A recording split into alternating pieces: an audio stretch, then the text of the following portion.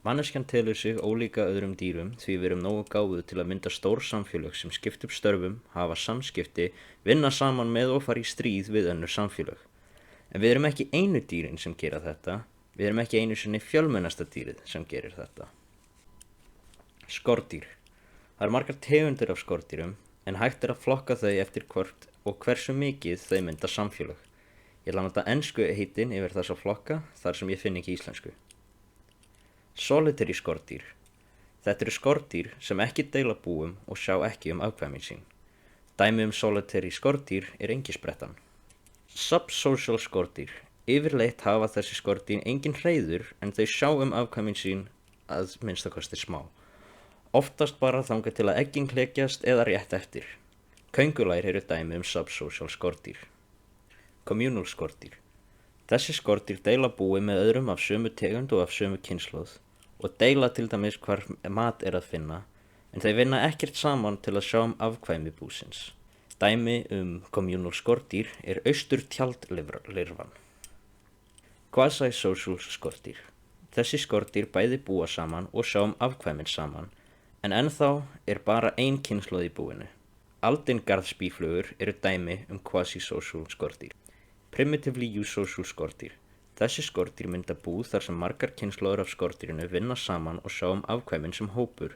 Þau líta öll eins út og ekki er hægt að vita hver er drottningin bara frá útliti. Hunangsflugur eru dæmi primitively eusocial skordýr. Eusocial skordýr.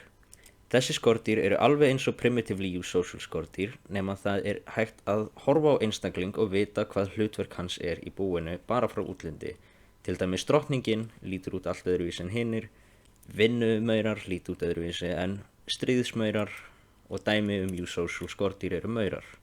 Vísindamenn telja að eusocial og primitively eusocial skordýr séu það bil 75% af öllum skordýrum eða það bil 8,4 milljarðar eða þessi tala. Fyrsta dæmi sem ég ætla að taka upp eru hunangsflugur. Hunangsflugur mynda bú þar sem mörgum kynslóðum af flugum er skipt upp í störf. Flugur sem fara út til að safna hráefnum, flugur sem breyta hráefnum í hunang, flugur sem sjá afkvæmin, flugur sem búa til búið og drottningin, sem fæðir allar flugur búsins. Öll þessi störf vinna saman þannig að búið geti lifað af sem heild. Út af því að margar kynslóðir lifa í búinu á sama tíma, þá er alltaf yngri flugur sem geta fyllt inn í störf ef eldri fluga deyr og þetta getur haldið búinu lifandi mun lengur. Hunangsflugur hafa líka samskipti hvort við annað með litlum hreyfingum og lyktarhormónum, en hunangsflugur eru ennþá ólíkar okkur að því leyti að þau fara ekki í stríð við önnur bú eða stunda samspil með öðrum búum. Ef maður vill sjá skordýr sem vinnur með öðrum búum og fara í stríð þá þarf maður að líta maura. Flest maurabú eru eins og býflugnabú en sumir maurar mynda svokölluð supercolonies. Þessi supercolonies eru afmörkuð öðrum búum á tvo hætti. Þau eru miklu stærri og tengja oft mörg hundruð ef ekki mörg þúsund bú saman og þau hafa margar drottningar sem fæða maura fyrir það sama supercolony. Þessi supercolony geta verið lítil en þau geta líka verið risavaxin. Sum eru þúsundir ferkílómetra stór með tugi þúsunda búa, milljón drottningar og hundruði milljóna vinnumaura.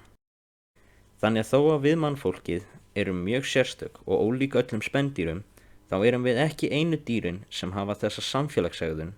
Við erum ekki einu sinni fjölmennasta samfélagsdýrið. Skordýr fá þann heiður.